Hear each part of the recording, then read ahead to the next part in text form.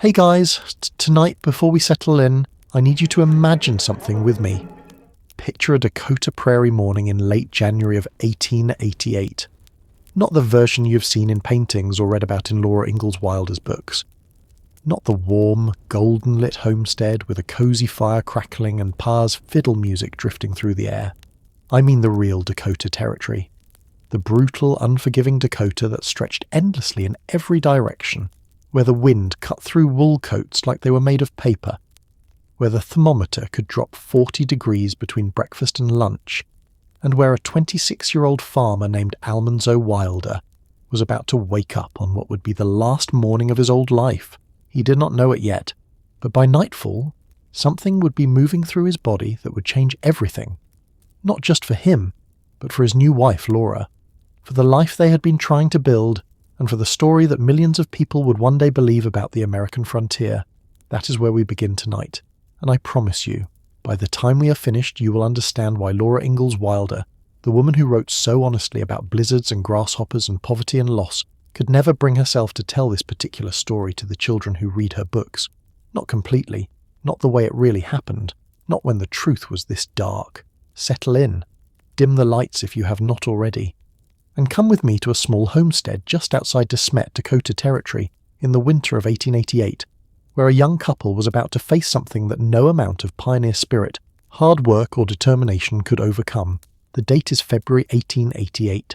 Almanzo Wilder is 26 years old. They are living in a small house on his tree claim, a homestead that requires him to plant and maintain 10 acres of trees in order to keep the land. It is not an easy life, but it is their life, and they are making it work. Barely. The house is small. One room really, with a lean-to attached. There is a cook stove, a bed, a table, 2 chairs. Everything they own fits inside this space. But it is warmer at least, warmer than outside, and it is theirs, and that matters more than almost anything else in this part of the world in 1888. Almanzo is up before dawn, the way he always is. He needs to check on the horses, break the ice on the water trough, and make sure the animals made it through the night. The cold has been relentless this winter. The kind of cold that makes your lungs ache when you breathe. The kind of cold that can kill livestock in a matter of hours if you're not careful. He pulls on his boots, buttons his coat, wraps a scarf around his face. Laura is still asleep. She's been more tired than usual lately, though neither of them knows yet that she's pregnant with their first child. He steps outside. The wind hits him immediately. It is not howling, not today, but it is there, steady and sharp, the kind of wind that never seems to stop on the Dakota plains. The sky is still dark, but there is a faint line of grey on the eastern horizon. Dawn is coming, though it will not bring much warmth with it. Almanzo crosses the yard to the barn. His boots crunched in the snow. His breath comes out in thick clouds. He opens the barn door and steps inside, and immediately something feels wrong. The horses are restless. They're shifting in their stalls, tossing their heads, snorting in a way that is not normal. Almanzo frowns.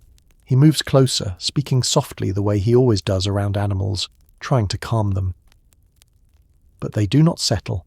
One of the horses, a bay mare he has owned for 3 years, backs away from him when he approaches. She will not let him touch her. This is not like her. She has always been gentle, reliable. Now she's acting like he is a stranger. Almanzo does not understand it. He checks the barn for signs of a predator, a coyote, or a wolf that might have gotten close enough to spook them. He finds nothing. The barn is secure. The animals have food and water. There is no reason for them to be this unsettled. He finishes his work and goes back inside. Laura is awake now, making breakfast. Oatmeal, coffee, bread from yesterday. They eat in silence, the way couples do in the early morning when the work of the day is already pressing down on them and there is not much energy left for conversation. But then Almanzo says something that will stay with Laura for the rest of her life. He says, "My legs feel heavy." Laura looks up. "Heavy how?" Almanzo shrugs. "I do not know, just heavy, like they are harder to move than usual." Laura does not think much of it. He has been working hard. It is winter. Everyone is tired. She tells him to sit down for a few minutes to rest before he goes back out. He does. He drinks his coffee, he eats his oatmeal, and then he stands up and he goes back outside because there is work to be done, and there will always be wrought to be done, and that is just how life is on a Dakota homestead in 1888. By midday, the heaviness in his legs is worse. Almanzo is out in the field, trying to clear a section of land that has been covered in snow and debris from the last storm. It is hard work, the kind of work that requires strength and balance and stamina, but his legs are not cooperating. They feel sluggish, unresponsive, like they are not quite connected to the rest of his body. He stops. He leans on his shovel. He takes a breath. And that is when he notices something else. His hands are tingling, not a little.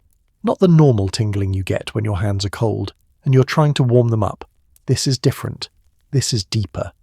It feels like his hands are asleep, like the nerves inside them have gone numb, and no amount of shaking or rubbing is making it go away. Almanzo does not panic. Not yet. He has lived through blizzards and droughts and crop failures. He has survived winters that killed weaker men. He's not the kind of person who panics easily. But something in the back of his mind, something quiet and instinctive, is starting to whisper that this is not normal. That this is not just fatigue or cold or overwork, that this is something else. He goes back inside. Laura sees the look on his face and immediately knows something is wrong. He does not have to say anything. She can see it in the way he is moving, in the way he is holding his hands, in the way his face has gone pale. Manly. What is it? He sits down at the table. He tries to explain, but the words do not come easily. How do you describe the feeling of your own body betraying you? How do you put into words the sensation of your nerves slowly, quietly, beginning to shut down? Laura does not know what to do. There is no doctor in De Smet. Not a real one. There is a man who calls himself a doctor, but he is more of a general practitioner, someone who knows how to set bones and deliver babies, and prescribe tonics for common ailments. He is not equipped to handle something like this, but they call for him anyway, because what else can they do? The man arrives the next day. He examines Almanzo. He asks questions. He presses on his legs, his arms, his hands. He checks his reflexes. He listens to his breathing. And then he says something that will haunt Laura for the rest of her life. He says, "I do not know what this is." Laura stares at him. "What do you mean you do not know?" The man shakes his head. "I have never seen anything like it. His nerves they are not working the way they should, but I cannot tell you why." He leaves. He offers no treatment, no diagnosis, no reassurance. He just left, and Almanzo's condition continues to worsen. By the end of the week, he cannot walk without help. His legs are weak, trembling, barely able to support his weight. His hands are so numb that he cannot hold a fork properly. He drops things. He stumbles.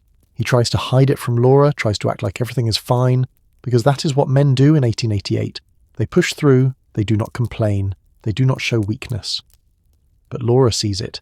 She sees all of it, and she is terrified. Because she knows, even if Almanzo will not say it out loud, even if the doctor has no answers, she knows that something is very, very wrong. She does not yet know that what is happening to her husband has a name. She does not yet know that the illness moving through his body right now, diphtheritic polyneuropathy, caused by a bacterial infection most people today have never even heard of, is the same illness that has killed thousands of children across America, the same illness that left survivors with permanent nerve damage, paralysis and heart problems that could last a lifetime. She does not yet know that by the time this is over, Almanzo Wilder will never fully recover, that he will spend the rest of his life, another 60 years, walking with a limp, struggling with chronic pain, unable to do the kind of physical labour that defined his identity as a farmer and a man. She does not yet know that the life they have been building together, the dream of owning land and raising children and making something out of this brutal, beautiful prairie, is about to collapse in ways neither of them can yet imagine. All she knows right now, in this moment, in this small house on the Dakota Plains in the winter of 1888, is that her husband is sick, and she has no idea how to help him. She sits beside him. She holds his hand, even though he can barely feel it. She tells him it will be all right, even though she does not believe it. And outside, the wind keeps blowing, the snow keeps falling, the prairie stretches on, indifferent and endless the way it always has. What Almanzo did not tell Laura that morning, what he could not bring himself to say out loud, was that this was not the first time he had felt this way. 3 weeks earlier, in late January, both of them had been sick. Not a cold, not the flu, something worse, diphtheria. The word alone was enough to terrify anyone who lived on the frontier in 1888. It was a disease that killed children by the thousands every year, a disease that turned a sore throat into suffocation within days, a disease for which there was no cure and no real treatment beyond prayer and hope. Both Laura and Almanzo had contracted it at the same time. They did not know where it came from. There was no way to know. It could have been a neighbour who stopped by for coffee. It could have been a piece of mail. It could have been the air itself, carrying bacteria from town to their homestead on a cold winter wind. Laura recovered first. Laura had just turned 21. Her case was milder, a fever, a terrible sore throat, a week in bed where every swallow felt like broken glass.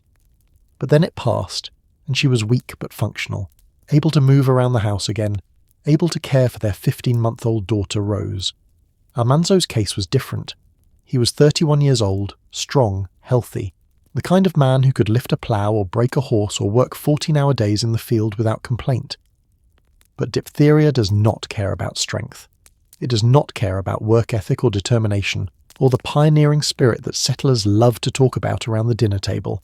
It attacks the throat first, then the heart, then the nerves. Almanzo spent 2 weeks in bed, barely able to swallow, barely able to breathe. There were moments when Laura thought she was going to lose him. Moments when his breathing became so shallow and laboured that she sat beside him through the night, listening, waiting, terrified that the next breath would not come. But it did. Every time, it did. And slowly, painfully, he began to recover. By mid-February the fever was gone, his throat was healing. He could eat again, soft foods at first, then solid meals. He was tired, exhausted really, but he was alive, and that was what mattered. So when he woke up that morning in late February and felt the heaviness in his legs, he told himself it was nothing. Just leftover weakness from the illness. Just his body needs more time to recover. He did not know that the toxin produced by the diphtheria bacteria, an invisible poison that had been circulating through his bloodstream for weeks, was now beginning to attack the nerves in his legs and hands. He did not know that what he was experiencing was not fatigue, but the onset of diphtheritic polyneuropathy, a delayed complication that would leave him partially paralysed for the rest of his life. He only knew that his legs felt wrong, and he did not want to admit it. Because admitting it meant stopping, and stopping meant falling behind on the work, and falling behind meant losing the farm. So he kept going.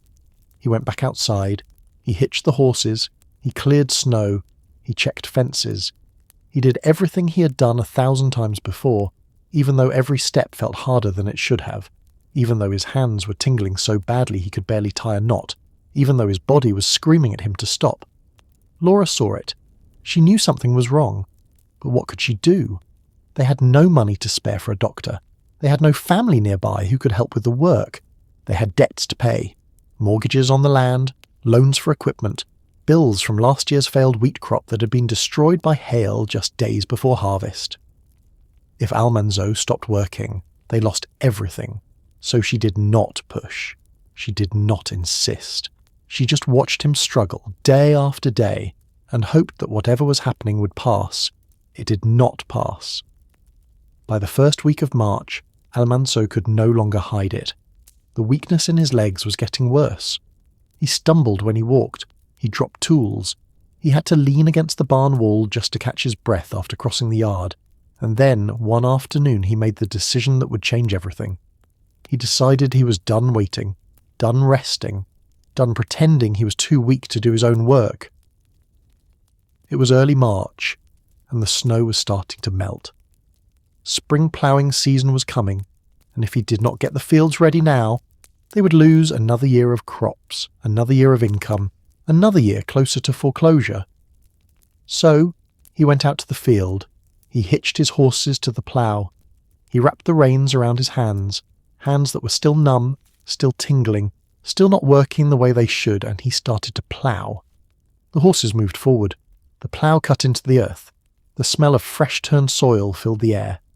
And for a moment, Almanzo felt like himself again, like the man he had been before the illness, like the farmer he was supposed to be. Then his legs gave out. Not slowly, not gradually. They just stopped working. For 1 second he was standing. The next second he was on the ground, tangled in the reins, the horses pulling forward in confusion, the plough dragging uselessly behind them. He tried to stand. He could not. His legs were there. He could see them, feel them, but they would not obey. It was like they belonged to someone else, like the connection between his brain and his body had been severed. Laura heard the horses. She heard them snorting, heard the plough scraping across the field in the wrong rhythm, heard the silence where Almanzo's voice should have been calling out to steady them. She ran. She found him lying in the dirt, conscious but pale, his face twisted in confusion and fear. Manly? Manly? What happened? He looked up at her. He opened his mouth. He tried to speak, but no words came. Because what was there to say? How do you explain that your own legs have stopped working? How do you describe the feeling of your body betraying you in the middle of a field, in the middle of the season, in the middle of everything you have been working toward? Laura knelt beside him. She helped him sit up. She called for help, a neighbour who was passing by on the road, and together they half-carried, half-dragged Almanzo back to the house. He spent the rest of that day in bed, staring at the ceiling, trying to make sense of what had just happened. The next morning they sent it to the doctor, the same man who had come 3 weeks ago, the same man who had examined him and said he did not know what was wrong, the same man who was now standing in their small house, looking down at Almanzo with an expression that was part sympathy, part helplessness. He checked Almanzo's legs, he tested his reflexes, he pressed on his knees, his ankles, his feet. He asked questions. Does this hurt? Can you feel this? Can you move your toes? Almanzo answered as best he could. Yes. No. A little. Not really. And then the doctor said the words that would define the rest of Almanzo Wilder's life. It is a stroke. A slight stroke of paralysis. From overexertion after the diphtheria. Laura's breath caught in her throat. A stroke? But he is only 31 years old. The doctor shook his head. It happens sometimes. When a man pushes himself too hard after a serious illness, the body is still weak, the heart, the nerves. They cannot handle the strain. And then... He gestured vaguely toward Almanzo's legs. Will he recover? The doctor hesitated. It was the kind of hesitation that said more than words ever could. I do not know. Laura felt something cold settle in her chest. A weight. A realization. This was not temporary. This was not something they could wait out or work through or pray away. This was permanent. Almanzo Wilder. The man who had been the strongest, most capable farmer she had ever known. The man who could ride horses like he was born in the saddle. The man who had built their house and ploughed their fields and carried their entire livelihood on his back. That man was gone. And in his place was someone else. Someone weaker, someone broken, someone who could not walk. The doctor left. He offered no treatment, no medicine, no hope. He just left. And Laura stood in the doorway watching him go, holding baby Rose on her hip, feeling the weight of everything, the debts, the farm, the future, pressing down on her like a stone. Behind her, Almanzo lay in bed, staring at the ceiling, his legs useless beneath the blanket. Neither of them spoke. Because what was there to say? Outside, the wind picked up. The snow that had started to melt was freezing again, turning the ground hard and unworkable. Spring ploughing season was here, and they had no one to plough the fields, no one to plant the wheat, no one to bring in the harvest that would pay their debts. And in the back of Laura's mind, a question began to form, a question she did not want to ask but could not ignore. How long could they survive like this? How long before the bank came for the land? How long before they lost everything they had worked for? She did not know the answer, but she was about to find out. The doctor's wagon wheels had barely disappeared down the road when Laura heard it. Not Almanzo, not Rose, the wind. She had lived on the Dakota Prairie long enough to read the sky like a book, and what she heard in that wind was not a promise. It was a warning, the same low rotating howl she had heard the summer before, when hailstones the size of hen's eggs had stripped the wheat field bare in less than 20 minutes. That had been 1887. The year they were supposed to break even. They had not broken even. The mortgages they had taken out in 1885, to build the house, to buy the equipment, to plant the first wheat crop, those mortgages were still there, still growing. Every season without a full harvest was another season the interest compounded, another season they fell further behind a number that was already too large to think about clearly. And now, 3 years into their marriage, with Almanzo lying in the bedroom unable to feel his own legs, they were facing summer 1888 with no able-bodied farmer, 2 mortgages, and a wheat crop that was their only way out. That spring and summer, neighbours and a hired man helped get the seed in the ground. The wheat grew, it came up green and then gold, exactly the way it was supposed to. For a few weeks in July, standing at the edge of the field, Laura let herself believe they might survive the year, that the harvest would come in clean and full, that the income would cover what they owed, that Almanzo's legs might still be improving by fall. It was a beautiful field. She remembered that later. She said it was one of the most beautiful things she had ever seen. Then the sky turned green. The hailstorm that hit De Smet in the summer of 1888 was not unusual for Dakota territory. Hail came every few years. That was simply the nature of the climate, one of the brutal realities that homestead recruiters never mentioned in their pamphlets. What was unusual was the timing. The wheat was 1 week from harvest. 1 week, 7 days. And the hailstones came down like stones thrown from heaven, tearing through the stalks, shredding the grain, turning a field that had been worth thousands of dollars into a mat of flattened mush in under half an hour. Laura stood at the window and watched it happen. There was nothing to do. There never was in those situations. You just watched the thing you had worked for all year get destroyed in front of you, and then you went back to the business of surviving whatever came next. Almanzo did not come to the window. He was still in bed, still trying to learn how to live inside a body that had stopped cooperating. He heard the hail. He heard Laura's silence. He did not need to ask what had happened. The harvest was gone. They could not pay the mortgages. The bank was not going to wait. And then, somehow, 1888 was not finished with them. In the months that followed, as Almanzo slowly regained partial use of his legs, he could walk now after a fashion, with a cane and a great deal of concentrated effort. Laura became pregnant again. Their daughter Rose had been born in December 1886. She was almost 2 years old now, a quiet, observant child who had already learned not to make too much noise when her father was resting. The new baby was due in the summer of 1889. It was the kind of hope that frontier families held onto like a lifeline. A new child, a new season, a chance somehow for things to be different. In early August 1889, Laura gave birth to a son. He was born healthy, or he appeared to be. He was small, the way many frontier babies were small, born into houses that were cold in winter, to mothers who were underfed and overworked. But he was alive. He was breathing. He was there. He died 12 days later.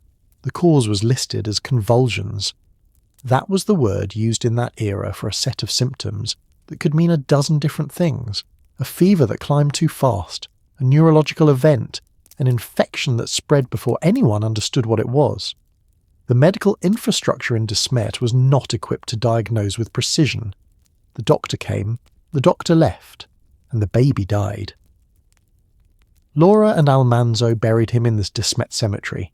He had no formal name recorded in the historical sources that survived. In the first 4 years, Laura refers to him only briefly. A few sentences, careful and restrained in the way that people write about pain so large it resists direct language. She was 22 years old.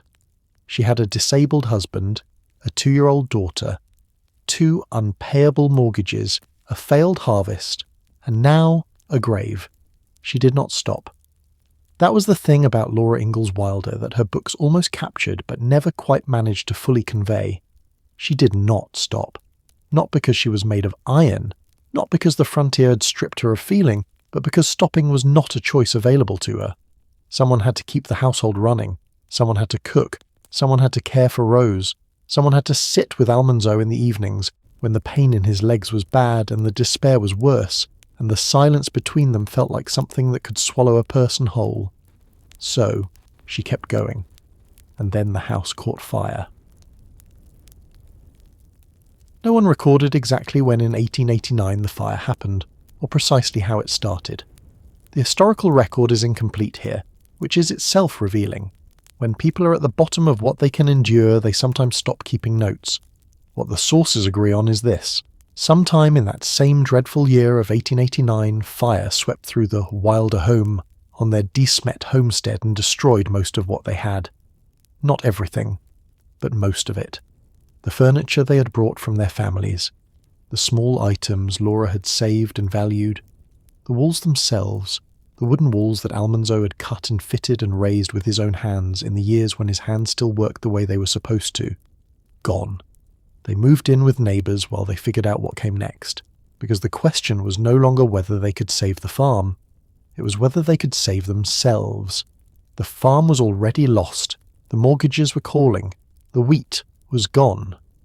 Almanzo could manage light work on good days, walking with his cane, driving a wagon if the roads were smooth, but the heavy field labour that a plains wheat operation demanded was beyond him now, and likely always would be. No harvest meant no income meant no mortgage payments. No mortgage payments meant the bank would eventually take the land. That math had only one outcome. What Laura and Almanzo were trying to figure out, in those dark months of late 1889 and into 1890, was where to go next. And that was the question that no one in the Little House books ever had to answer, because the books ended before it was asked. The answer, it turned out, was not one place but three. First, Spring Valley, Minnesota. In 1890, the Wilders packed what remained of their lives into a wagon, Laura, Almanzo and little Rose, now nearly 4 years old, and moved to Spring Valley to live with Almanzo's parents. This was not a small thing.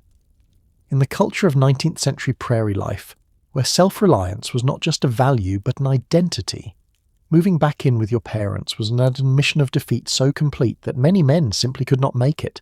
It meant the homestead dream was over.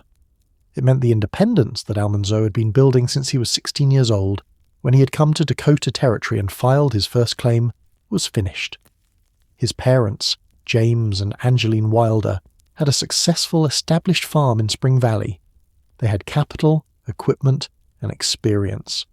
They had survived the same harsh economy that had broken their son because they had started earlier, had more savings, and had not been struck down by disease at the exact moment their operation required maximum physical labour.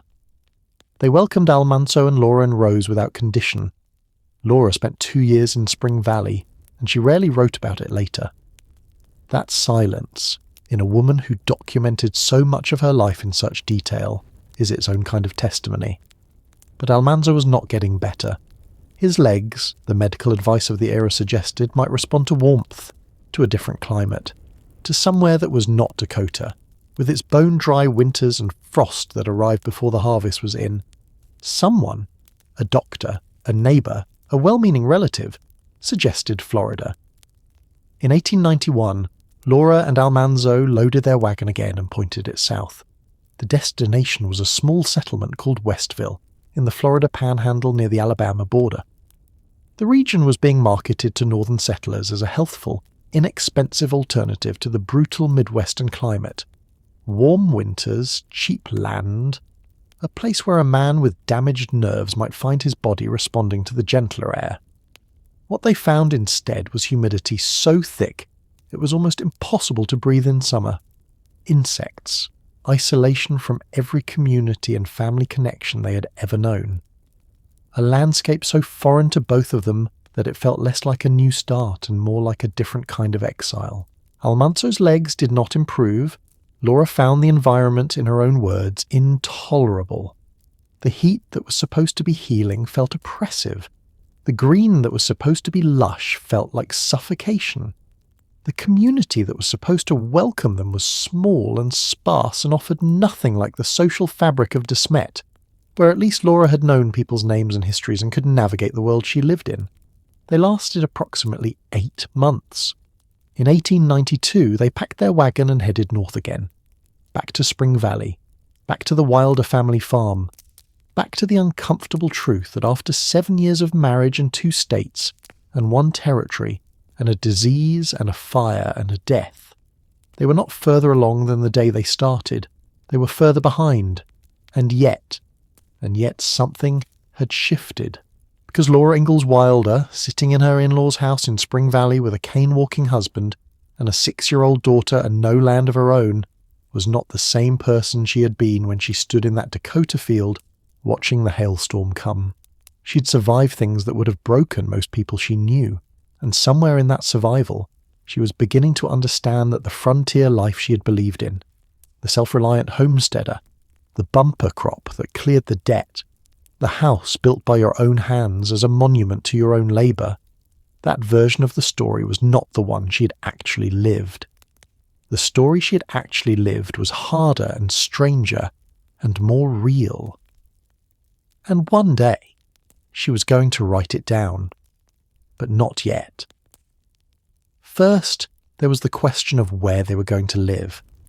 And the answer, the final answer, the one that would hold, was 2 more years away, in a state neither of them had ever seen. Missouri was waiting. But first, they had to survive 1893. And 1893, it turned out, was not just the Wilders' problem. It was everyone's problem. The entire country was unravelling at once. In May of that year, the stock market collapsed. Banks failed by the hundreds across the United States, over 500 within 12 months. Railroads went bankrupt. Businesses closed. Farmers who had borrowed against next year's harvest found themselves holding loans that no harvest, however good, could ever repay. It was the worst economic depression the country had seen since the Civil War, and it hit the Great Plains with a particular cruelty, because the farmers there had already been underwater for years. The Panic of 1893, historians now call it, as if panic were the whole story, as if it were just a moment of fear rather than a structural collapse that had been building for a decade, brick by brick, bad harvest by bad harvest, unpayable loan by unpayable loan. Laura and Almanzo, back in Spring Valley at his parents' farm, were not panicking. They were past panic. They had been past panic since 1888. What they were doing now was something quieter, and in some ways harder. They were thinking. Specifically, they were thinking about a question that had no comfortable answer. What do you do when the place you came from has nothing left to offer you? De Smet, Dakota Territory, was no longer the frontier of opportunity it had been when the Ingalls family first arrived in 1879. The free land was taken, the claim stakes were planted. The homesteaders who had survived, and many had not, were now locked in the same debt cycle that had swallowed the Wilders, fighting over weather and wheat prices and interest rates in a landscape that was slowly proving itself unsuitable for the kind of small-scale farming that the Homestead Act had promised would work. Almanzo knew this. Laura knew this. What they needed was not more Dakota land. They needed a different kind of land entirely. Someone, it is not clear exactly who, first, whether it was a neighbour, a pamphlet, a conversation at the Spring Valley Church, pointed them toward Missouri, specifically toward the Ozark Highlands, toward a small town called Mansfield in Wright County, in the rolling forested hills of southwest Missouri. The land agents who were promoting the region in the early 1890s called it the land of the Big Red Apple. They were selling the idea of diversified farming, orchards, small livestock, vegetables, timber, to settlers exhausted by the single crop gambling of plains wheat farming.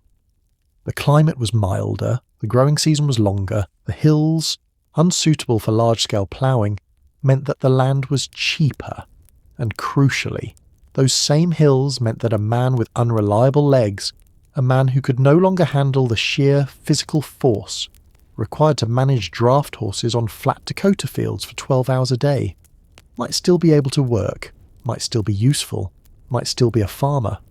That last part mattered to Almanzo Wilder in a way that is difficult to overstate. He had been born into a farming family in upstate New York. He had come to Dakota Territory as a teenager, alone, to stake a claim before he was legally old enough to do so.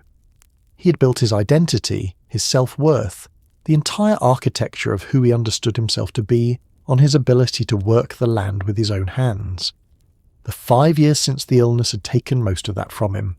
Missouri, if the land agents were right, might give back a portion of what had been lost. They could not afford to hope too much, but they could not afford not to hope at all. They decided to go. Laura recorded what happened next in a diary that would eventually be published decades after her death under the title On the Way Home. It is one of the most quietly remarkable documents in American frontier literature, not because it contains dramatic revelations, but because of what it captures in plain, precise language, the texture of leaving everything behind. They departed De Smet in August 1894. Rose was 7 years old. She had been born in Dakota territory and had never lived anywhere long enough to call it home in the way that children do when they have roots. She had lived in Minnesota. She had lived briefly in Florida. She'd come back to Minnesota. And now she was sitting in a wagon heading south, watching the flat Dakota Prairie roll past, not quite old enough to understand that she was leaving it for the last time. Almanzo drove. His legs still gave him trouble on bad days, they always would, but he could handle the reins from a seated position on a smooth road, and the wagon seat was far more forgiving than a plough. Laura sat beside him, and somewhere under the seat, or in the small lap desk she kept close throughout the journey, she had hidden something. $100. A single bill. The total sum of everything they had managed to save after 9 years of marriage, 2 states, 1 territory, a disease, a fire, the death of a child, and the failure of every plan they had ever made. $100. The thing about that detail, and Laura herself seemed to understand this, the way she wrote about it in her diary, is that it tells you everything about both the difficulty and the determination simultaneously.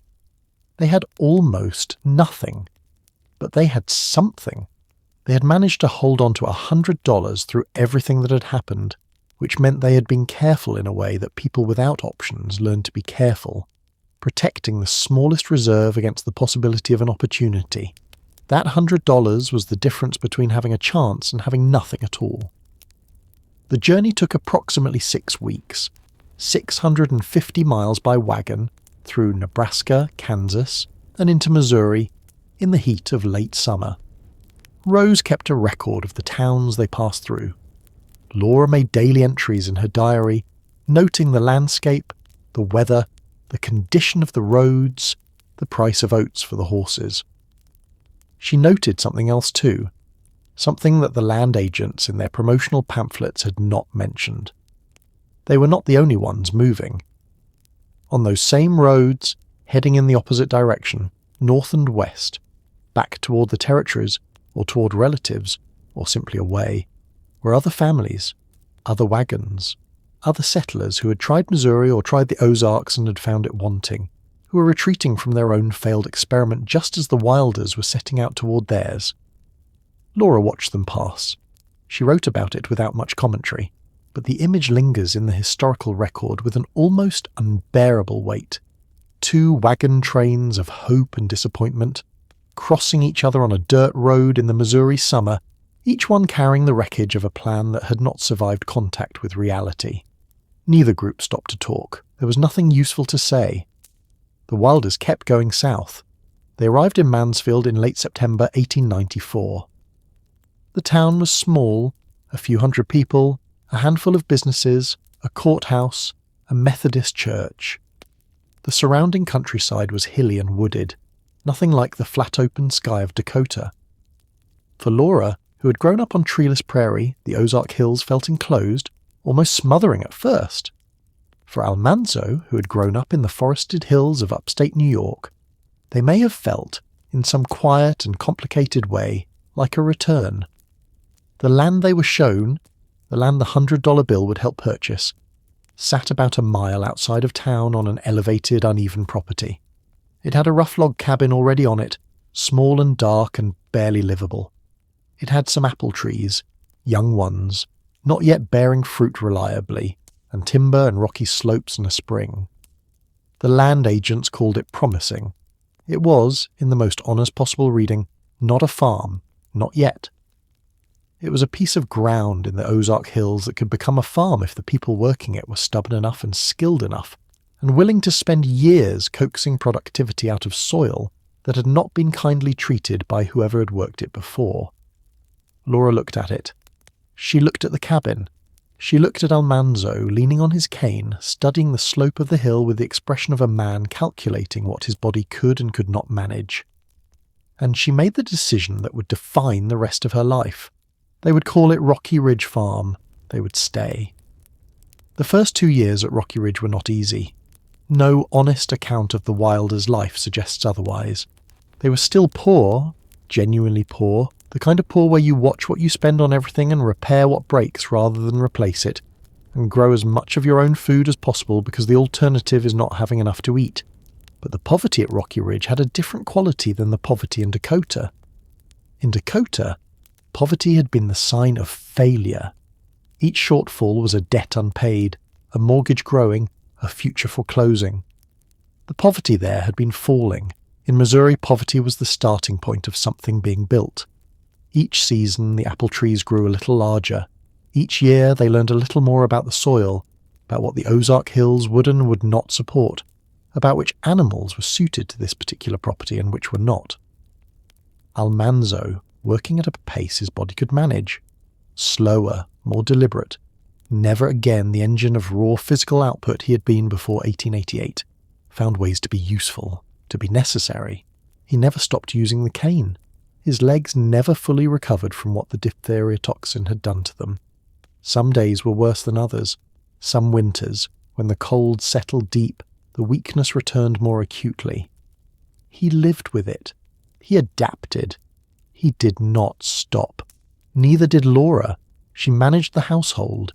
She kept accounts with the careful, almost obsessive precision of someone who had learned through hard experience exactly what happens when you do not track every dollar. She raised chickens, she grew vegetables, she helped with the orchard in the seasons when extra hands were needed, and somewhere in the margins of those years, or in the quiet evenings after Rose was asleep, in the early mornings before the day's work began, she started writing things down. Not the books, not yet. Those were still years away, still waiting for the right moment, the right distance from the pain. But she wrote.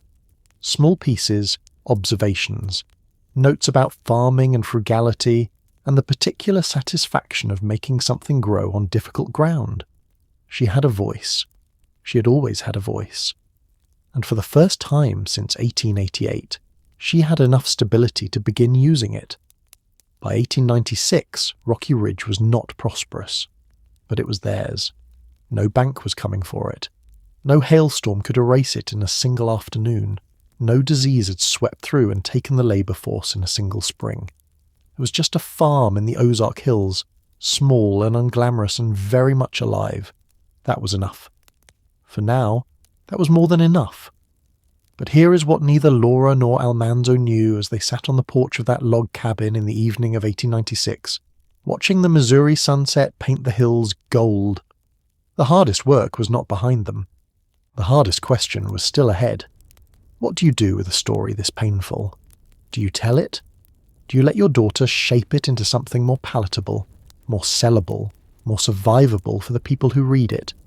Or do you write it down exactly as it happened, in a draft that no one was supposed to see, and hide it in a drawer and let the world decide what to do with it after you're gone? The answer to that question would take another 40 years, and it would change American literature forever. 40 years is a long time to carry a story before you know what to do with it. But that is exactly what Laura Ingalls Wilder did. By 1896, Rocky Ridge Farm had reached something it had not been since before 1888. Stable, not rich, not comfortable in any way a person from outside the frontier would recognize as comfort, but stable. The apple orchard was beginning to bear. The chickens were laying. The vegetable garden was producing more than they needed. They were not falling behind anymore. For the first time in nearly a decade, the direction of their life was forward instead of down. It was such a small thing, and it felt enormous. Almanzo still walked with his cane. He would walk with it for the rest of his life.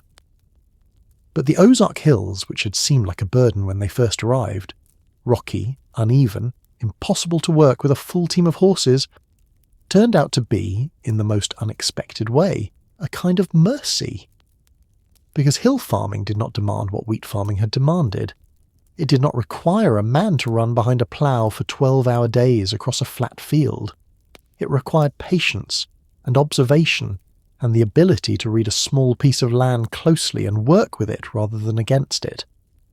Those things Almanzo still had. Those things the diphtheria had not touched. Slowly, quietly, they built something. Rose watched all of it. She had been 7 years old when they arrived in Mansfield, a child who had already lived in more places than most adults she knew. She had grown up on Rocky Ridge watching her parents rebuild from nothing, and what that experience gave her was a ferocious, almost frightening ambition, the kind that comes from watching people you love work themselves to the bone and still struggle, and deciding that you will find a different way. Rose Wilder was not going to be a farmer. By the time she was a teenager, she was reading everything she could get her hands on, writing constantly, filling notebooks with observations and stories and opinions.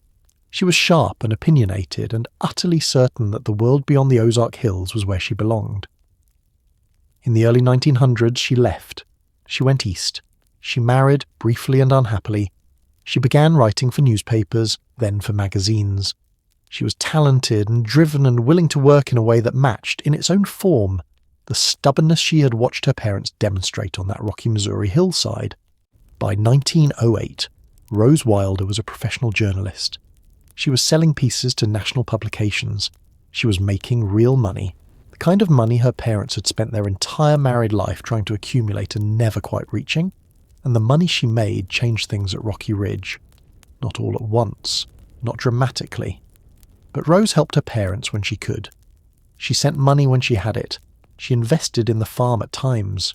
She was, in the complicated way of adult children who have escaped the poverty of their childhood, both grateful and guilty, and perpetually looking for ways to repay a debt that could not really be repaid. It was Rose who would eventually push her mother to write. In 1911, Laura Ingalls Wilder published her first column in the Missouri Ruralist, a regional farm journal with a readership across the Ozarks and the surrounding states. She was 44 years old. The column was not about the little house. It was not about Dakota or diphtheria or dead babies or houses burning down. It was about farming, about the specific practical intelligence required to run a small diversified operation, how to manage accounts, how to think about debt, how to resist the temptation to borrow against next year's harvest when this year's looked promising. Her readers loved it immediately, because what Laura was writing, even when the topic was chickens or apple prices or the wisdom of keeping your own seed corn, was something that came from the deepest and most painful part of her education. Every column she wrote about the danger of farm debt was a column written by a woman who had watched 2 mortgages swallow her home. Every piece she wrote about the value of diversified farming was written by a woman who had seen what happened when an entire family's survival depended on a single wheat crop, and the sky decided not to cooperate. She did not say any of that directly. She did not need to. The knowledge was in every sentence, the way the grain is in the wood. She wrote for the Missouri Ruralist for more than a decade, and in those years of writing, something happened that she had not entirely anticipated. She found that she was good at it. Not just competent, not just functional. Good. Genuinely, naturally good at turning experience into language that other people wanted to read. The idea for what would become the Little House books did not arrive fully formed. It came the way most ideas come, gradually through a combination of encouragement and accident, and the particular pressure of watching something disappear. By the late 1920s, Laura was in her 60s. The people who had lived the frontier life she remembered were dying. Her parents were long gone. The world of her childhood, the sod houses, the covered wagons, the vast open prairie of the Dakota Territory, was becoming history rather than memory. And history, she understood, could be reshaped in ways that memory could not. In 1930, she began writing what she called her autobiography. She called it Pioneer Girl. It was not a children's book. It was a full direct adult account of her life, including the parts that were hard, including the parts that were true. She sent it to Rose, who was by then a successful author and literary agent, deeply connected to the New York publishing world. Rose read it. She saw the potential immediately. She also saw, with the practical eye of someone who understood the market, that the raw autobiography was not what publishers were going to buy in 1930. What publishers would buy in 1930, in the first year of the Great Depression, was something that offered hope, something that showed that hardship could be survived, that the American frontier had been a place of courage and family and simple values rather than debt and disease and dead children. What the market wanted, in other words, was not Pioneer Girl. It wanted the Little House books. Rose guided her mother's manuscript into something new. The adult autobiography became a series of children's novels. The complexity was smoothed. The tone was brightened. The darkness that Pioneer Girl had documented, the racism Laura had recorded without sufficient critique, the poverty that had been structural rather than personal, the illness and the losses neither was softened or removed. The collaboration between Laura and Rose was deep and complicated, and scholars still debate exactly how much of the final books was Laura's voice and how much was Rose's editorial shaping. What is not debated is the outcome. Little House in the Big Woods was published in 1932, and it was an immediate success. 7 more books followed. These happy golden years came out in 1943. It ended at the wedding. Laura and Almanzo standing together in their Sunday clothes, young and hopeful, with their whole life ahead of them. That is where the series stopped.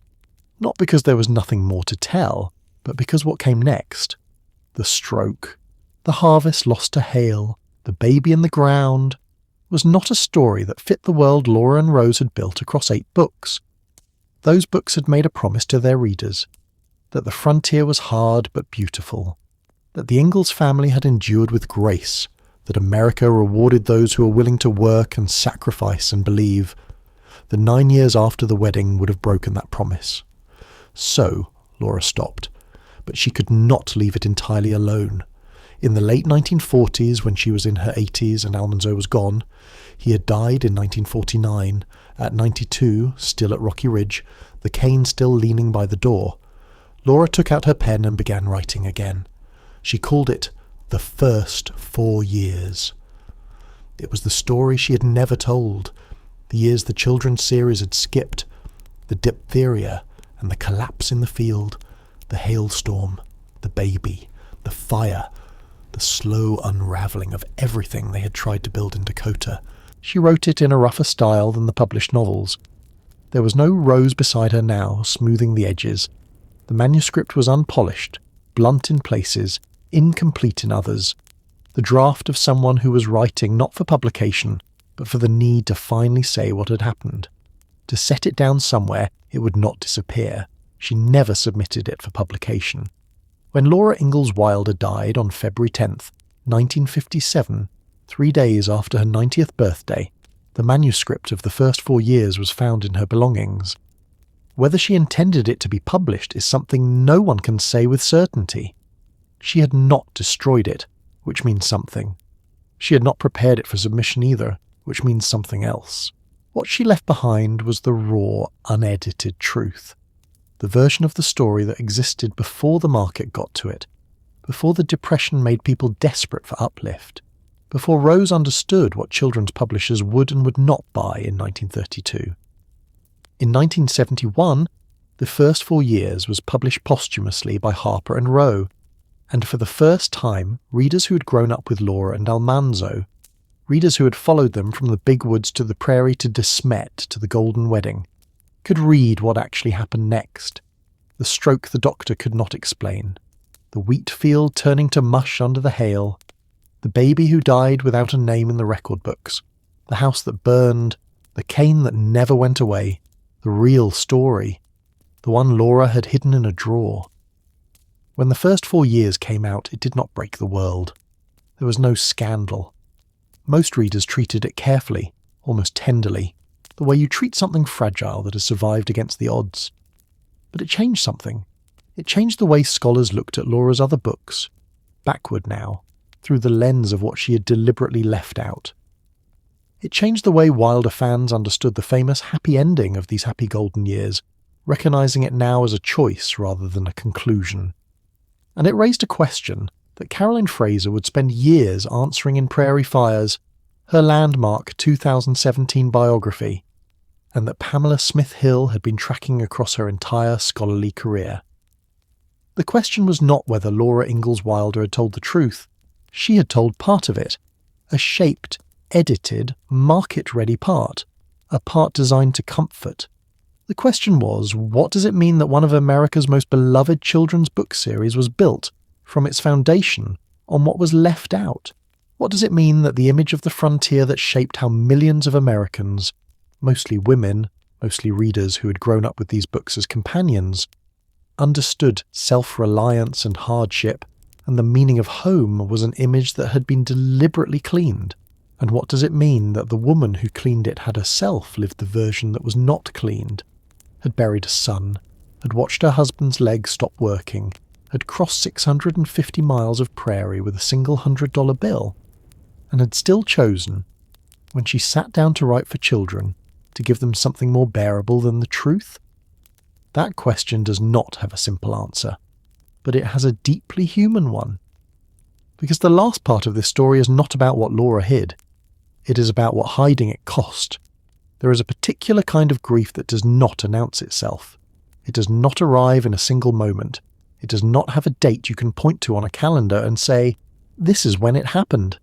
It accumulates quietly over years, the weight of something you chose not to say, added to again and again until the silence itself becomes a shape you have to live around. Laura Ingalls Wilder carried that shape for the better part of 60 years.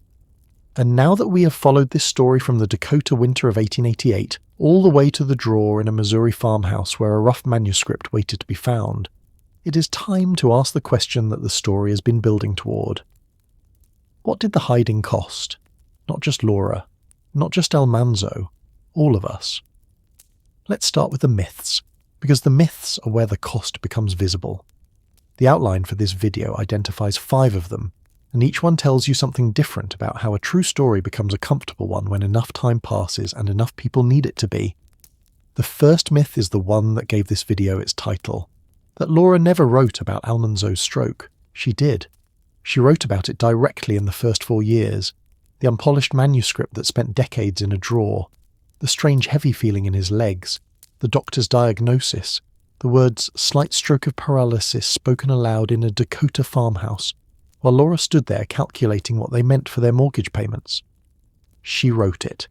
She just chose for the published series to stop before she got to it. The second myth is the one that follows from the first, that what Almanzo suffered was a stroke in the modern sense, a blood clot in the brain, a burst vessel, the kind of event you see dramatised on hospital television. It almost certainly was not. What the medical evidence, read through a modern lens, most strongly suggests is diphtheritic polyneuropathy, nerve damage caused by the toxin the diphtheria bacteria produces, which attacks the myelin sheath of peripheral nerves the way rust attacks metal. Gradual, bilateral, progressive when aggravated, and crucially, in some cases, partially reversible with rest, and in others, permanent. Almanzo got the permanent version. There is a minority of modern scholars who suggest the picture also fits Guillain-Barré syndrome, a separate post-infectious immune condition with similar symptoms. The honest answer is that without nerve conduction, studies, or cerebrospinal fluid analysis, neither of which existed in 1888, we cannot say with certainty which it was.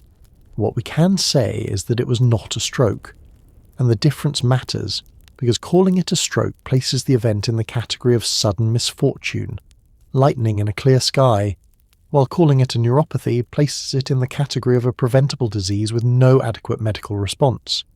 One is fate. The other is a failure of the healthcare system that was supposed to protect him. The third myth is that he mostly recovered, that there was a limp, yes, but that he went on to live a full and functional life, proof that frontier resilience could overcome even this. He did live a full life. He died in 1949, at 92 years old, at Rocky Ridge Farm, in the house they had built together across 30 years of careful, deliberate work. 92 is not a number that suggests defeat, but defeat and accommodation are different things. Every site history, every interpretive essay from the Laura Ingalls Wilder historic home in Mansfield, every biographical account that engages honestly with the primary sources describes the same picture: chronic muscle weakness, intermittent spells when his legs would give way without warning, and a cane that he used every single day of the rest of his life. He never ploughed a full wheat field again after 1888. He never managed the kind of heavy draft horse work that had been his identity in his 20s. He adapted, he endured, he was not defeated. But he was not recovered either. Those are not the same thing, and the myth that flattens one into the other does a disservice to every person who has ever been told that their chronic condition is something they just need to push through. The fourth myth is perhaps the most culturally durable, that the Wilders' failures were personal. Bad luck, maybe, or poor judgment, but fundamentally a story about one family and their particular misfortunes, not a story about a system. The evidence disagrees. They were farming marginal land that agronomists now recognise as unsuitable for small-scale wheat operations, land the Homestead Act opened up, and boosters promoted without disclosing the climate data that would have told a reasonable person the risk. They were carrying interest rates that contemporary reports described as predatory, debt structures with no forgiveness built in for natural disasters that were, in a region of this volatility, essentially guaranteed to occur. They had no health insurance. They had no disability benefit. They had no crop insurance. When the diphtheria came, there was no vaccine, because the diphtheria vaccine would not exist until 1923. 35 years after Almanzo's legs stopped working in a Dakota field. Today, diphtheria is preventable with a single childhood immunization. That single fact, held up against everything you have heard in this video, is worth sitting with for a moment. The fifth myth is the quietest and the most damaging, that the Little House books show us how people really lived on the American frontier. They show us how Laura and Rose Wilder needed people to believe people lived on the American frontier. In the middle of the Great Depression, with a country desperate for evidence that hardship could be survived through character and family rather than through policy and structural change, the Little House books arrived as a kind of medicine, comforting, warm, carefully calibrated to the emotional needs of their moment. The TV adaptation that began in 1974, 40 years after the first book produced in the cultural aftermath of Vietnam and Watergate, when America was again hungry for the idea of a simpler and more virtuous past, reinforced the myth with images, with music, with the particular power of seeing rather than reading. And so the myth settled deep into the cultural bedrock, into the way millions of Americans, the majority of them women, the majority of them people who had read these books as children, in the same years they were learning what family meant and what hardship looked like, and what it was supposed to mean to endure, understood the frontier. Not as a system that failed many of the people it promised to help, but as a proving ground for character. The people who were failed by the system were edited out. The people who were failed by the system and survived were edited into heroes. The difference between those two framings is not small. It is the difference between asking what went wrong with this person and asking what went wrong with these conditions. And in the 130 years since Almanzo Wilder's legs stopped working in a Dakota wheat field, that difference has shaped everything, from how Americans talk about poverty, to how they talk about healthcare, to how they talk about whose fault it is when a family loses everything. Laura Ingalls Wilder was not a villain. She was not a liar in any simple sense. She was a woman who had survived extraordinary loss, who had found, in her 60s, a way to transform that loss into something that comforted people, and paid her bills, and made her the most beloved children's author of the 20th century. She understood, on some level, the level where craft and instinct operate, that the market, and perhaps her own heart, could not bear the full weight of what had actually happened. So she shaped the story. She chose where to end it. She gave her readers the wedding and the golden years and the prairie sunsets, and then, when she was very old and her husband was dead and there was no longer anyone left to protect, she took out a pen and wrote the other version, the rough one, the unpolished one, the one with the hail and the paralysis and the baby in the ground and the $100 bill that was the sum total of a life's work. She wrote it. She just didn't submit it. That distinction, writing the truth and then choosing not to send it, tells you more about the emotional cost of myth-making than anything else in this story.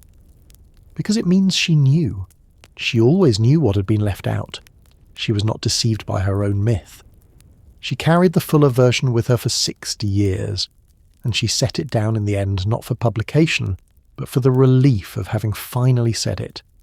She died on February 10th, 1957, 3 days after her 90th birthday. By then, the Little House books had been in print for 25 years. Generations of children had grown up with them. The myth was fully built, fully inhabited, as warm and solid as the house that Almanzo had built on Rocky Ridge with his own hands, in the years when the farm finally began to work. She left the manuscript in a drawer, not destroyed, not submitted, just there, waiting for whoever came next to decide what to do with the truth.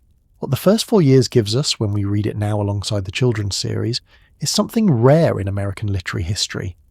The chance to hold the myth and the reality in the same hand and feel the weight of both. The myth is beautiful. It earned its place. It gave comfort to people who needed comfort, and there is no clean way to dismiss that.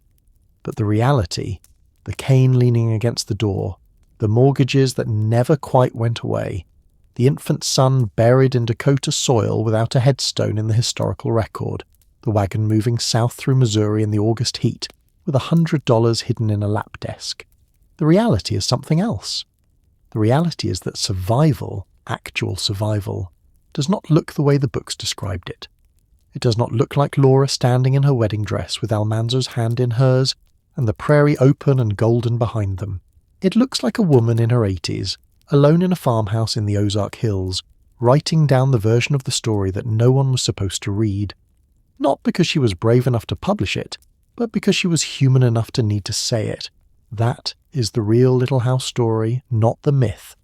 The woman in the quiet room writing the truth into a drawer. That question has an answer now, not a simple one. Not one that fits on a bumper sticker or resolves it cleanly in the last 30 seconds of a video. But an honest one, and that is what you came here for. To find the answer, though, we need to go somewhere we have not gone yet. We need to go past Laura, past the farmhouse in Missouri, past the drawer and the manuscript and the long silence. We need to go to Rose.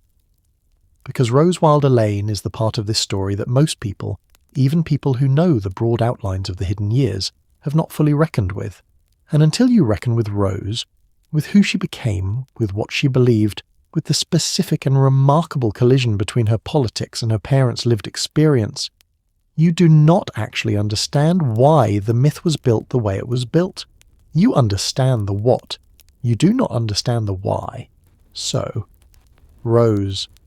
She had left Mansfield as a teenager with a ferocious need to get somewhere else, and she'd spent the first decade of her adult life becoming exactly the kind of person who makes that need look justified.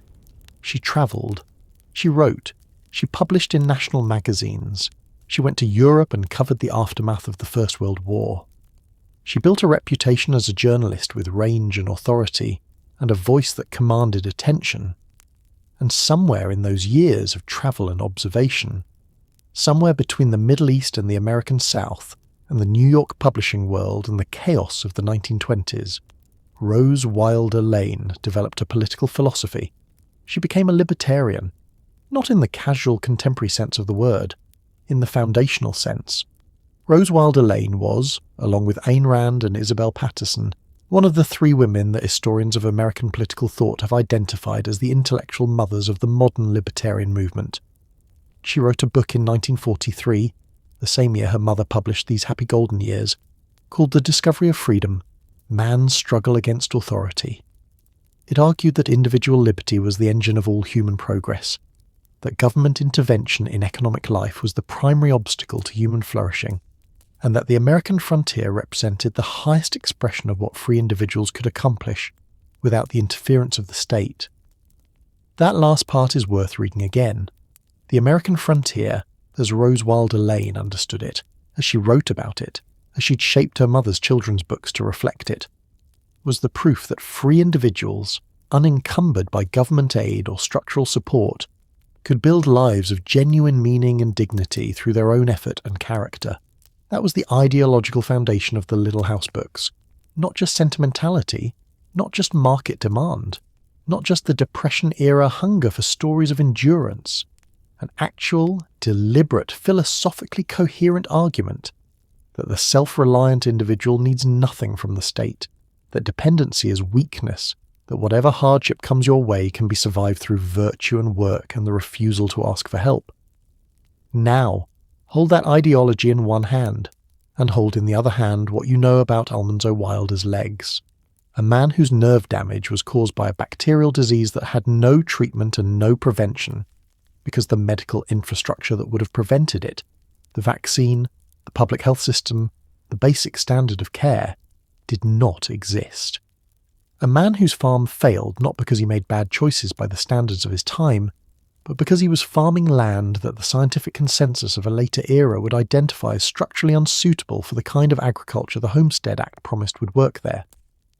A man who had no disability support, no crop insurance, no health coverage, no safety net of any kind, and who, when his body gave out, had nowhere to turn except his parents' farm and his wife's determination and a $100 bill hidden under a wagon seat. That man's story, told honestly, is not an argument for the self-reliant individual, overcoming adversity without government interference. It is an argument for exactly the opposite. It is an argument that without adequate medical systems, without fair lending regulation, without agricultural policy that accounts for climate volatility, without any structural support whatsoever, even the most capable, hard-working, skilled people can be destroyed by circumstances entirely beyond their control. And Rose knew this. She had grown up watching it happen. She had watched her father's leg stop working. She had watched her parents lose everything not once but repeatedly. She had been the 7-year-old sitting on that wagon seat moving south through Missouri because there was literally nowhere else to go. She knew. And she built her philosophy anyway. And she edited her mother's books anyway. And the books that emerged from that editing process reflected her worldview, the frontier as proof of individual capability, rather than her parents' actual experience, which was proof of something considerably more complicated. Biographers have been careful about how far to push this argument. Rose's editorial contributions are documented but not always quantifiable in a line-by-line way. The relationship between her politics and her editing choices is a matter of scholarly debate, not settled fact. But the broad consensus, the consensus that Carolyn Fraser in Prairie Fires and Pamela Smith Hill in her decades of Wilder scholarship have both arrived at independently, is that the ideological shaping of the Little House series was not accidental. It was deliberate. It was philosophically motivated. And it produced books that, whatever their genuine literary merit, functioned as arguments for a way of thinking about poverty and hardship, an individual responsibility that their own authors' lives flatly contradicted. That is the hidden cost that Chapter 6 named but did not fully explain. The myth did not just omit hard facts. It used those omissions to make an argument that, depending on where you sit in the political and economic landscape of the past 100 years, has either been deeply comforting or actively harmful, and quite often both, simultaneously in the same person. The papers that would tell us more, the letters, the manuscripts, the editorial correspondence between Laura and Rose over the years, when the books were being written, are held at the Herbert Hoover Presidential Library in West Branch, Iowa. Rose Wilder Lane was deeply connected to Herbert Hoover, who shared elements of her political philosophy, and her personal papers ended up at his presidential library after her death in 1968. The collection includes correspondence, manuscripts, diaries, and documents that scholars have been working through for decades, and that work has produced a steadily clearer picture of how much of the Little House series was Laura's original voice, and how much was Rose's shaping hand. The honest answer, based on that archival work, is more than most readers assumed, and less than the most dramatic version of the Rose Ghost wrote everything argument suggests. Laura had genuine literary gifts. Her voice, her ear for detail and atmosphere, her ability to make a reader feel the cold of a Dakota winter or the particular silence of an empty prairie. Those were hers. What Rose contributed was structure, ideological framing, and the editorial judgment that knew exactly which details a 1930s children's publisher would and would not accept. The collaboration was real. The ideological pressure was real. And the gap between what the collaboration produced and what the historical record shows, that gap is the space where scholars like Pamela Smith-Hill have spent their careers. In 2014, Pamela Smith-Hill edited and published Pioneer Girl, the annotated autobiography, Laura's original adult manuscript, the one Rose had read in 1930, and guided away from its raw form. The publication came 43 years after the first 4 years appeared, and it opened a new layer of the archive that even people who'd read the posthumous manuscript had not seen before, because Pioneer Girl was the version Laura wrote before she understood what the market would and would not tolerate. It was rougher, it was more direct. It documented things that even the first 4 years had softened, not because Laura was lying, but because by the time she wrote the rough manuscript in the late 1940s, she had already spent 2 decades constructing and inhabiting the myth, and some of its contours had worked their way into how she remembered things. The 1930 Pioneer Girl was closer to the bone. Pamela Smith-Hill's annotations did something no previous edition of any Wilder text had done. They cross-referenced Laura's memories against land records, census data, newspaper archives, and the kind of documentary evidence that does not depend on anyone's memory or editorial judgment. What they found confirmed the broad picture that Fraser and others had been developing, but in the specific, granular, page-by-page way that changes a scholarly argument into something you can point to and say, here. Here is where the record diverges from the text. There were discrepancies in dates, omissions that looked, in the context of Rose's politics, clearly strategic, details about poverty and debt, and structural disadvantage that had been softened so thoroughly that readers of the children's series had no way of knowing they existed. And there was something else, something the outline for this video flags, and that deserves its own moment. There is a second member of the Ingalls family whose medical story runs on an almost exact parallel to Almanzo's, and most people who know the Little House books know her name, but almost none of them know the truth of what happened to her. Mary Ingalls, Laura's older sister, the girl who went blind. In the books, and in the TV adaptation that gave Mary's blindness to an entire generation of viewers as a warm, soft-focus tragedy, Mary lost her sight to scarlet fever. That was the story. Scarlet fever, a common frontier illness, and the cruel misfortune of its complications. For 130 years, that was the accepted explanation. In 2013, a study published in the journal Pediatric Infectious Disease took a fresh look at the historical record. The researchers, Beth Torini and her colleagues at the University of Michigan, examined the medical descriptions in Laura's accounts, the timeline of Mary's illness, and the specific symptoms reported. Their conclusion was that Mary's blindness almost certainly was not caused by scarlet fever.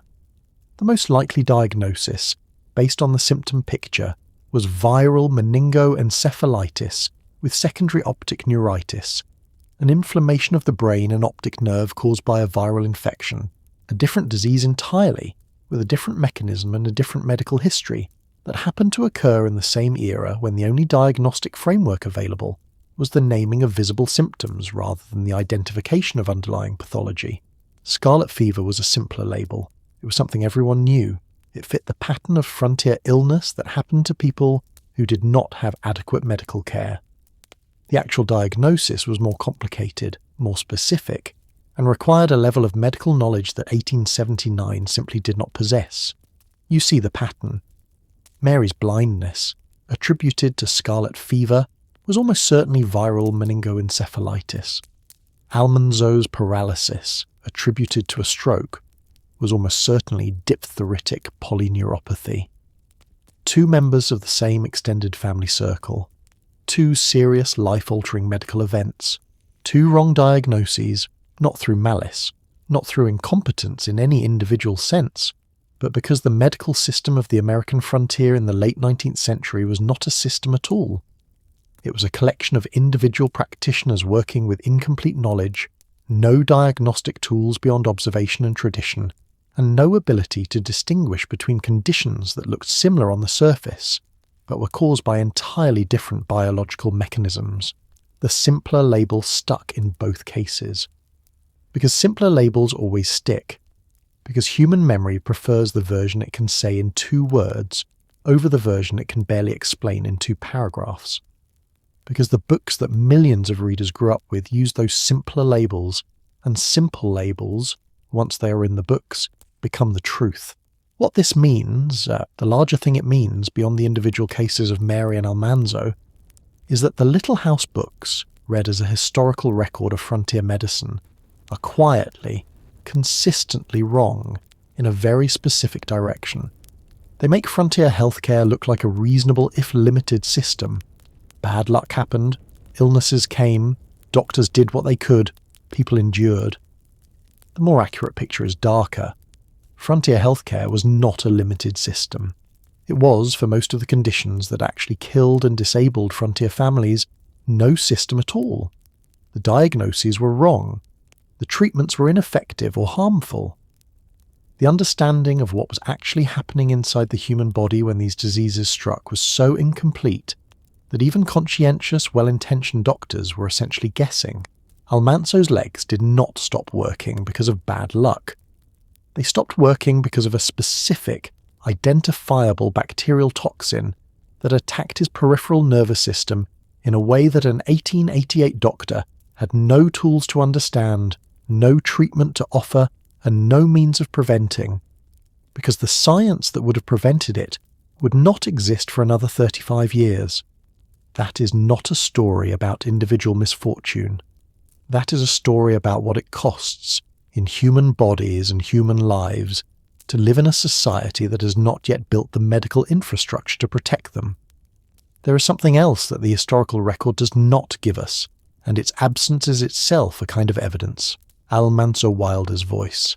We know almost everything about what happened to Almanzo Wilder between 1888 and 1949 through Laura's voice. Her novels, her manuscript, her diaries, her letters. His own letters and diaries from this period are, as the outline for this video notes, scarce or non-existent. The paper trail he left is so thin that historians working on this period have to reconstruct his experience almost entirely from accounts written by someone else, however loving and perceptive that someone else was. What did Almanzo think about what happened to his legs? We do not know. We have Laura's assessment of how he adapted, her description of his endurance, her portrait of a man who did not complain, who kept going, who found ways to be useful. We have the image she constructed, quiet, steady, unbroken in the ways that mattered. But we do not have his words. We do not have him in a letter to his brother, describing what it felt like to be 31 years old and understand that his body was never going to be what it had been. We do not have him in a diary entry on a night when his legs were bad and Rocky Ridge felt impossibly far from what he'd imagined his life would be. We do not have him, anywhere in the surviving record, describing his own experience of chronic pain in his own language. This absence is not unique to Almanzo. It is the shape of the historical archive for men of his class and period and region. Men who are not letter writers by inclination or education, men whose inner lives were considered less worthy of documentation than their labour output, men who were expected to endure without narrating their endurance. But it means something specific for this story. Because what we have, in the absence of Almanzo's voice, is Laura's interpretation of it. And Laura's interpretation, as careful and observant as it was also shaped by her own needs, by what she could bear to know about his suffering, by what she needed him to be in order to keep going herself, by the ideological framework she and Rose had built around the idea that hardship survived with dignity is its own form of triumph. Almanzo may have agreed with that framework. He may have found genuine peace in the slow building of Rocky Ridge, the apple orchard, the manageable work of the Ozark Hills. Or he may have grieved privately for the man he had been before the diphtheria, the young horseman who could handle any team, the farmer who could outwork the dawn, the person he had been in the years before 1888, when his body was simply a tool he trusted completely. We will never know.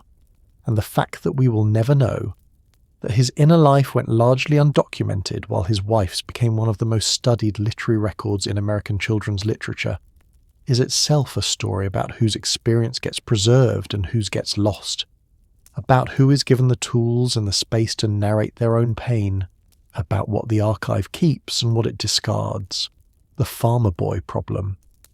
In 1933, 1 year after Little House in the Big Woods was published, Laura Ingalls Wilder published a second book. Not the next chapter of her own childhood story. Something different. A novel about Almanzo's boyhood in upstate New York in the 1860s. Farmer Boy is, in many ways, the richest and most sensory of all the Little House books. It is a portrait of abundance, of a well-capitalized, prosperous farming family in a forested region of New York State, of a boy surrounded by good food and skilled craft and parents who knew exactly what they were doing. The Wilder family farm in Farmer Boy is the farm that the American frontier mythology promised every homesteader who signed their claim papers. Orderly, productive, warm, deeply competent. Laura wrote that book in 1932. She wrote it while she knew exactly what had become of the boy at the centre of it. She wrote it while the cane was leaning against the door at Rocky Ridge. She wrote it while she and Almanzo were still in their 60s, carefully managing their finances in the way that people who have been through what they had been through never stop doing. She chose to write about his golden childhood. She chose to give her readers, and perhaps herself, the Almanzo who existed before 1888, the capable, joyful, farm-skilled boy who could drive a team at 10 years old and knew the name of every tool in his father's workshop. That choice was not innocent. It was not unconscious. It was, in the most precise sense of the word, protective. She was protecting him from the version of himself that came after. She was giving him back on the page the life that the diphtheria and the mortgages and the hailstorm had taken from him in reality. Farmer Boy is the Little House book that breaks your heart most completely once you know what comes next, because it is the portrait of a person being shown to you at the moment of his full promise, written by the woman who spent 60 years living with what that promise became. She gave him the golden childhood in print because she could not give it back in life. In Mansfield, Missouri, you can still visit Rocky Ridge Farm. The Laura Ingalls Wilder Historic Home and Museum sits on the property where the Wilders built their life across more than 50 years. The farmhouse is there. Not the original log cabin, which was replaced as the farm prospered, but the white frame house that Laura and Almanzo built themselves in 1913. The house they called home for the rest of their lives. People visit from all over the country, mostly women. Mostly women who grew up with the books, who read them as children in bedrooms or on school buses or at the kitchen table while dinner cooked, who carried something from those pages into the people they became. Inside the house, there are things that belong to Laura and Almanzo.